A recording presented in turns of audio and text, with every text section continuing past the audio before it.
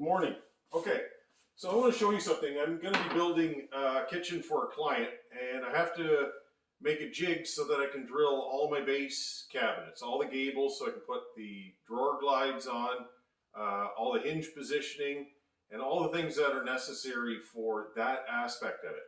So basically, it's there's four basic configurations of a base cabinet, other than if you wanted extra drawers. But generally, it's one door, and then you'll get a top drawer with a door, or you'll get three drawers, a smaller one and bigger one and bigger one, or you get small, small, small, and medium size. That is kind of the configuration. So here you see you've got a bank of three drawers here, and then there's a single door cabinet that's here. So how do you do it so that you can put all the hardware on your bench, as opposed to assembling cabinets and then slipping drawer glides into it, which means you have to crawl around on your hands and knees. And trust me, as you get older, you figure out that that's a bad idea.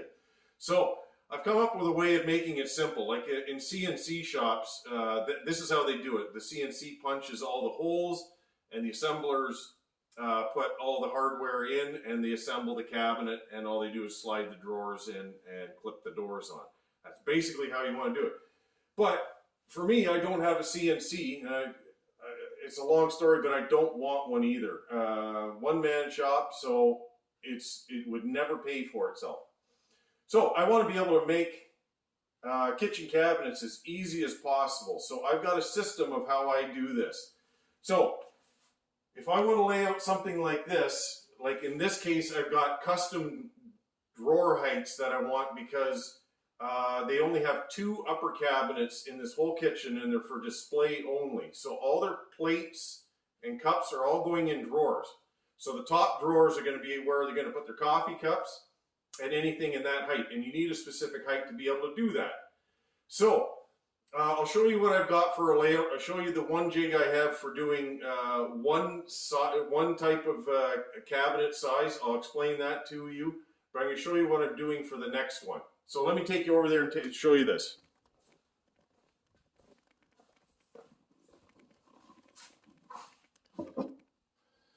All right, so what we have here, this is the type of track I use. It's an undermount track, soft close, and I use either a plywood drawer or a dovetail drawer. Because most of the construction I do is in a plywood construction, so then I don't. It's a higher end product, so I can afford to put in a better drawer system into it. But basically, what I'm making right here is this, okay? And it's got all my layouts for all the different configurations that I'm doing. So I've drilled these out in specific places on the drawer glides and the hinges. So these two holes in the bottom here, that is for positioning of your hinge plates. So they will actually go up top like this, and all I got to do is just screw them in. As you can see, right there. Okay, and those are basically, they're called system screws, and they just require a Phillips. It's actually a quadric screw, but a Phillips bit will still work in that. So that gets punched into these two holes for a cabinet that has one single door all the way. I have this here, if it's a drawer and a door combination, I drill these two set of holes, and then this is your bottom one. The rest that are circled in green are for the drawer tracks. So if I'm doing a cabinet where I have a door and a drawer above, then I would drill this hole and that hole. If I've got three drawers, I'll drill this hole, this hole, this hole, this hole, this hole, this hole, this hole, this hole, and that hole. And if it's four drawers, I'll drill them all like that, except for obviously the ones for the hinges. But basically that goes into there like that, and it lines up with that hole here and that hole here. And all I do is I put a system screw into it, and then I fire in some small 5/8 to fill it out. I usually put about 8 screws into each track. And when I put 8 screws in there, I never have a track come loose. So that's basically how it is for this layout. And this layout ends up being a 5 7/8 drawer front.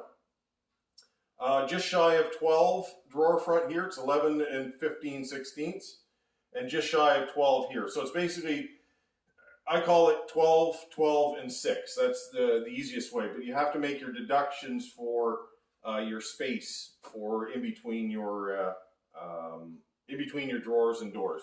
And typically that's an 1/8 of an inch. So 3 mil. But I have to make one here, so I've got a layout for this new configuration that I did, and I had to draw it out. So if you look at this, I've got a whole bunch of lines and scribbles and everything on there. But at least this way, I know my gable height, which is 30 and a quarter inches high. I always leave a quarter of an inch on the top so that if they're putting granite in, it gives me enough room, so because a drawer typically lifts just slightly. So a quarter inch leaves you perfect amount of room for that.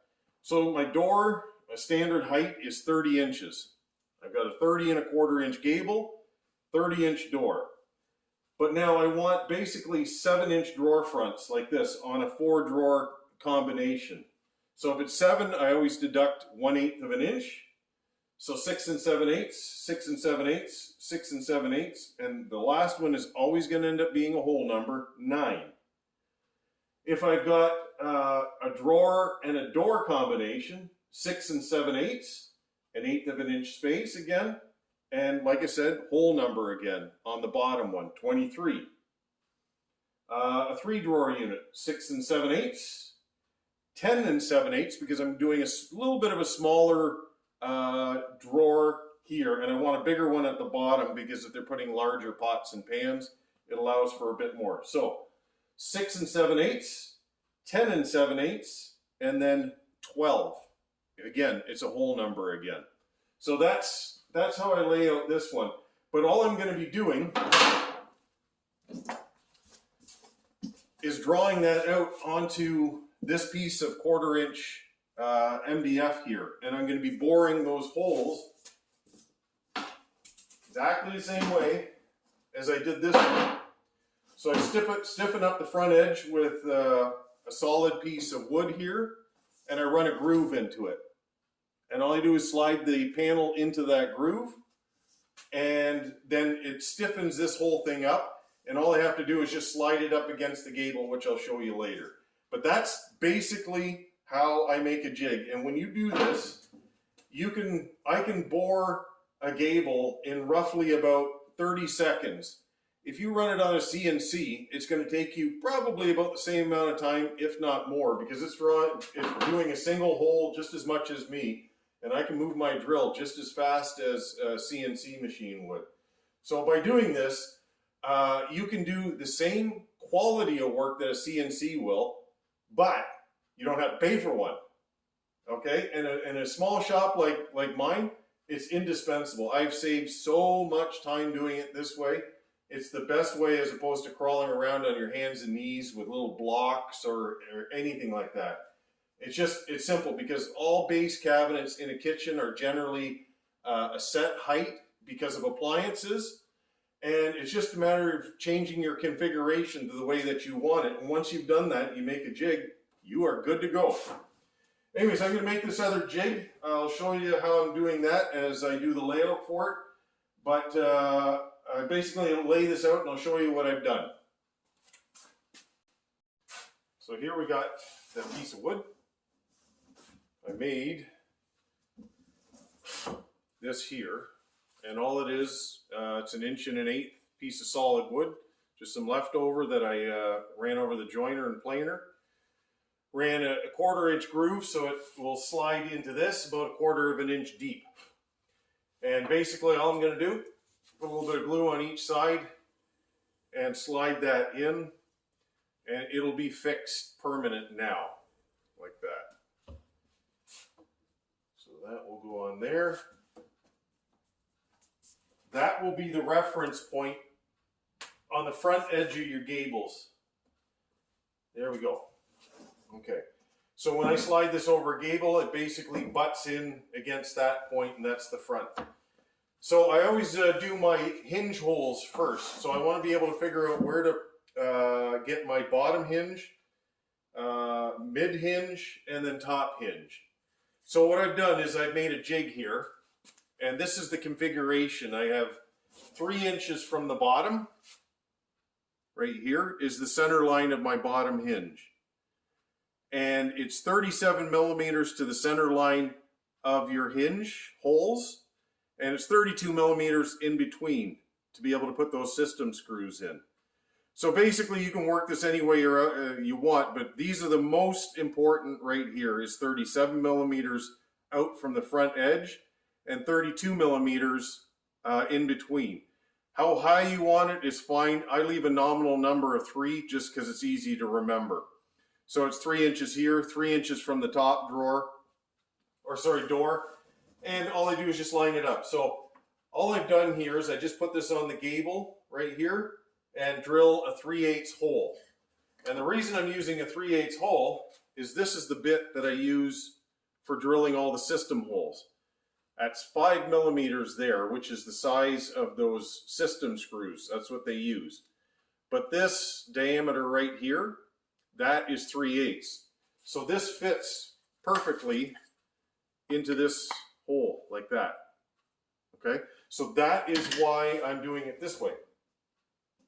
3/8, and all I do is just punch it in, punch it in, punch it, and like that. So it's very simple as far as that goes. So I drill my hinge holes first for my positioning, and then I put my, I do my drawers after that, because sometimes there's a conflict with one of these holes here that you had for your hinges, because your track is going very close to that if you're using a base drawer. So that's an important factor to know. So as I lay this out, I'm going to be taking all my information off of this because it shows you where all the rail locations are for various types of drawers. So rail here for, that would be, oh, sorry, I got it upside down. That's your mid rail, there's your top rail, and then a mid rail for a 3-drawer unit and so on like that. So this is what I do is I'm going to lay this out, and then I position my hinges on there and get the center lines of them and drill my 3/8 hole so that this will fit into that hole. So that's my next part, is now that I've got all my hinge hole positioning, I can work on my drawer positioning next. So I've got the jig laid out now for the tracks to go in. You can see I've marked it out here, here, here, here, here, here, here, and here. Hinge bores are already done. Now I want to be able to put the track in. And I'm going to be wanting to hit this hole here and the back hole. So the back hole of this one and the back hole of that one. This way it'll take me, instead of trying to use the front one, I'm going to use the back one. And it's just going to make my life a little easier as far as not getting conflicted with my hinge boring there. So I've marked out where my bottom is, which is right here. I've got a rail here for a 4-drawer unit, a rail here for a 3-drawer unit, and here is the rail for the 4-drawer unit again, and the top drawer unit. So these are all the configurations that will give me my 4 different types of cabinet. So what I've done is I needed a certain amount of positioning off of the bottom rail, which worked out to 1 inch and 11/16. So I've marked that out on a little piece of wood, and all I do is I put that right on the top of the rail. I mark a line, I mark a line, I mark a line, I mark a line. And this is something you can do if you want. You can reposition this slightly. My distance from here to my first hole is 3 3/8 from here, like that. And then the second one on the back side here. And all it is basically you're placing it's 12.5 inches. So 12.5 to get that hole. But basically all you're doing is positioning this exactly where you want it. I leave about 17 millimeters from the front.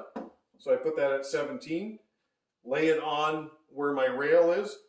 draw a circle and a circle, and then you know your center points and you're good to go. You don't have to really do that much measuring. All you're doing is marking a center line, and then you follow that up. You can even do this with a square, whatever you like.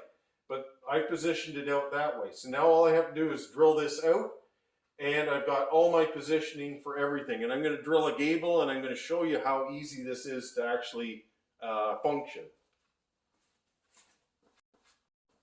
Right, moment of truth. This is where it's all going to work, I hope. Anyways, just to let you know, so this, I've got everything labeled now on here. I know if I've got a base 3 drawer unit, a base 4 drawer unit, base 3 drawer unit, base 4 drawer unit, or a top drawer unit, or it works for all 3 of those. I've got my holes here for my hinging, for top drawer with door, or just one solid door. So everything is done in that configuration. So all I do is I take it, I put it right up to the gable, right up to the edge. I make it flush on the bottom. Clamp. Doesn't matter what type of clamp you use. I prefer these. They're just easy to use. I'm going to drill all the holes just for the sake of this demo.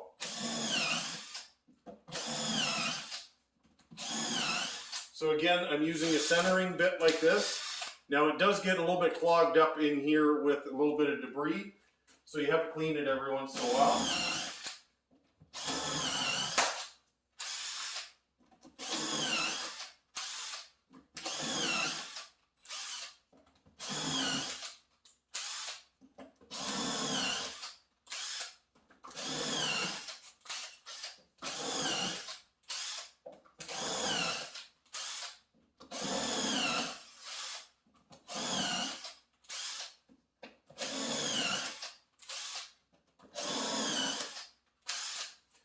There we go.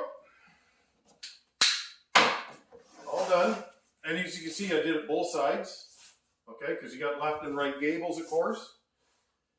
And I've labeled where the bottom is. So now you've got a gable that's completely bored up. So if you were to have a CNC shop, this is how they would actually dress up a gable for you, so that you could run your own edging on it, and then you've got all the configurations on here for whatever drawers or doors that you want to use. So I'm going to put the hinges on first, and I'll show you what that looks like. And I'll take them off when I put the drawers on. Okay, so there you go. So then it's all set and ready to go. And all you got to do is drill your holes, pop your hinges in. I use ones that have 8mm holes on them so that I can use my Blum boring machine for it. But that's basically it. So I'm going to take these off.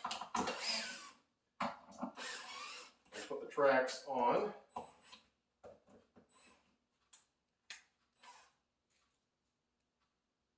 You just don't like being taken off. There we go. Hinges up. There we go. Alright, so I've got my drawer tracks here, and line them all up.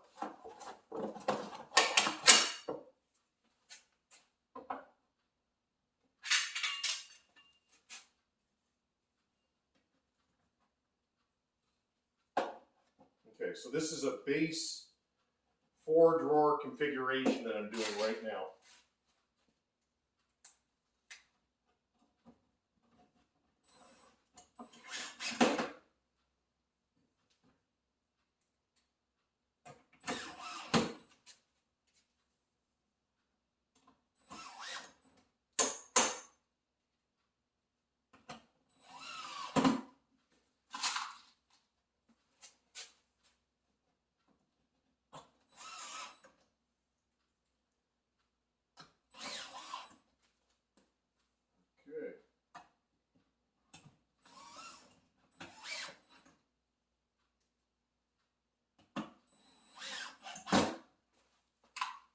There you have it.